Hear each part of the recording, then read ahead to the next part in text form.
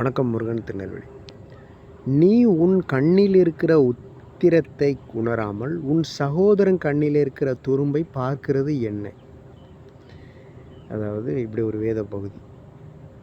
உன் கண்ணிலே பூளை ஒட்டியிருக்கு, தூசி படிஞ்சிருக்கு. முதல்ல உன் கண்ணில் இருக்கக்கூடிய அந்த தூசியை தூர எடு.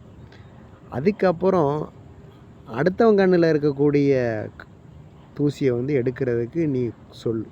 நிறைய பேருடைய மிஸ்டேக்ஸ் இன்றைக்கி அதெல்லாம் குறைகள் எங்கேயோ இருக்குது அப்படின்னு சொல்லி நிறைய பேர் அது சரியில்லை, இது சரியில்லை, அது சரியாக இருந்தால் என் வாழ்க்கை சூப்பராக இருந்திருக்கும், இவன் மட்டும் என் வாழ்க்கையில் வராமல் இருந்தால் சூப்பராக இருந்திருக்கும், அப்படி இப்படின்னு நிறைய காரணம் சொல்லுவாங்க. கடவுள் ஒன்றே ஒன்று தான் சொல்கிறார், சரி பண்ண வேண்டியது ஒன்றை.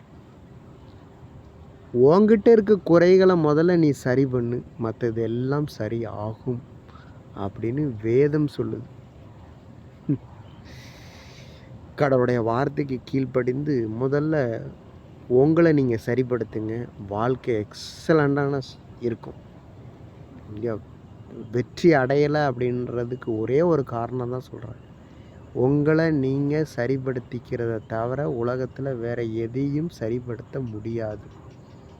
அதனால் வாழ்க்கையில் நீங்கள் சக்ஸஸ் அடையணும் அப்படின்னு ஆசைப்பட்டுட்டீங்க, வெற்றி பெறணும்னு முயற்சி எடுக்கிறீங்க அப்படின்னா ஒன்றே ஒன்று தான், உலகத்தில் யாரையுமே முன்னோக்கியோ பின்னோக்கியோ திரும்பியோ பார்க்க தேவையில்லை. உங்களை நீங்கள் சரிப்படுத்தி கொள்கிறத தவிர உலகத்தில் வேறு எதுவும் செய்ய முடியாதது. மாற்றங்கள் உங்களிடம் மட்டும்தான் செய்ய முடியும்.